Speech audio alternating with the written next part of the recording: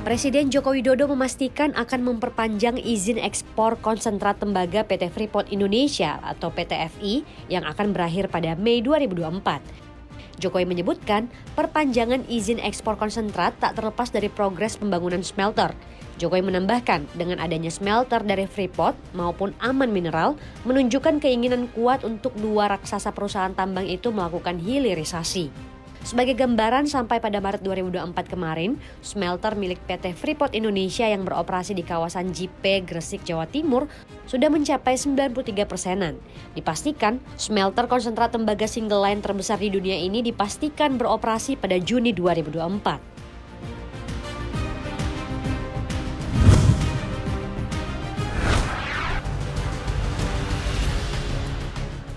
Cadangan devisa Indonesia amblas 4,2 miliar dolar Amerika Serikat atau sekitar 3% secara bulanan pada April 2024 demi menjaga nilai tukar rupiah yang sempat melemah hingga ke kisaran 16.250 per dolar Amerika Serikat. Posisi cadangan devisa Indonesia pada April 2024 turun menjadi 136,2 miliar dolar Amerika. Selain stabilisasi nilai tukar rupiah, penurunan posisi cadangan devisa tersebut turut dipengaruhi oleh pembayaran utang luar negeri pemerintah. Bank Sentral menyatakan posisi cadangan devisa tersebut setara dengan pembiayaan 6,1 bulan impor atau 6 bulan impor dan pembayaran utang luar negeri pemerintah serta berada di atas standar kecukupan internasional sekitar 3 bulan impor.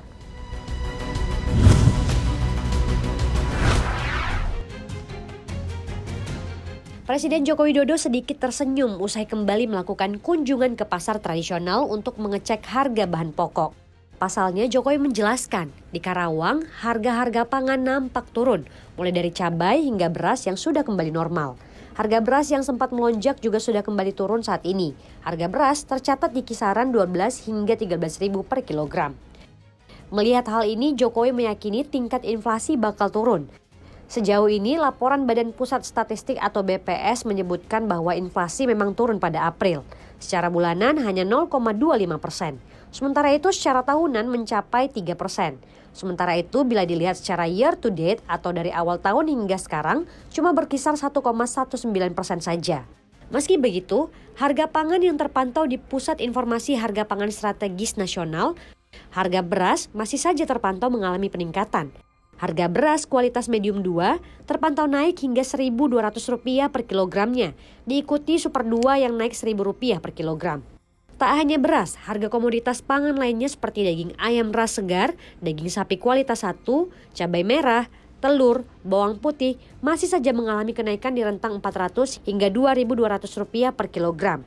Hanya harga bawang merah yang turun Rp800 per 8 Mei 2024.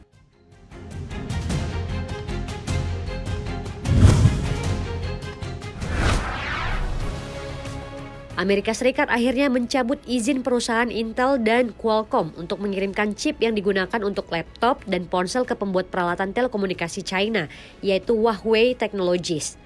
Langkah ini menyusul peluncuran komputer berkemampuan AI yang didukung oleh chip buatan Intel oleh Huawei. Departemen Perdagangan Amerika Serikat pada hari sebelumnya mengonfirmasi pihaknya telah mencabut beberapa izin, namun tidak menyebutkan nama perusahaan-perusahaan tersebut. Hingga berita ini dirilis, pihak Intel dan Qualcomm serta Huawei menolak berkomentar. Peluncuran laptop AI dari Huawei ini mendapat kecaman dari anggota Parlemen Partai Republik yang mengatakan bahwa hal tersebut memberi kesan bahwa Departemen Perdagangan telah memberikan lampu hijau kepada Intel untuk menjual chip tersebut ke Huawei. Langkah Departemen Perdagangan ini terjadi setelah adanya tekanan dari kelompok garis keras Partai Republik di Kongres yang mendesak pemerintahan Biden untuk mengambil tindakan lebih keras untuk menggagalkan Huawei.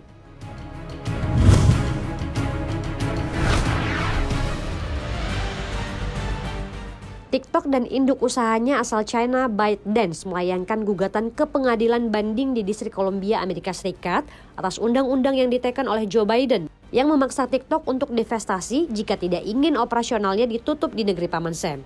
TikTok beralasan undang-undang yang ditekan Biden melanggar konstitusi Amerika Serikat. Undang-undang itu disebut melanggar perlindungan kebebasan berpendapat pada amandemen pertama. Dan untuk pertama kalinya dalam sejarah, Kongres telah mengesahkan undang-undang yang melarang satu platform untuk beroperasi secara permanen dan berskala nasional. Gedung Putih menginginkan aplikasi yang dimiliki oleh China harus diakhiri demi keamanan nasional.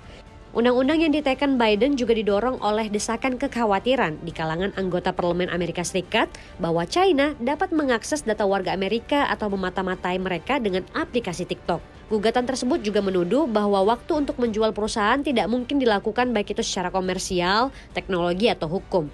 Lewat gugatan itu, ByteDance berupaya agar pengadilan membuat keputusan bahwa undang-undang tersebut melanggar konstitusi.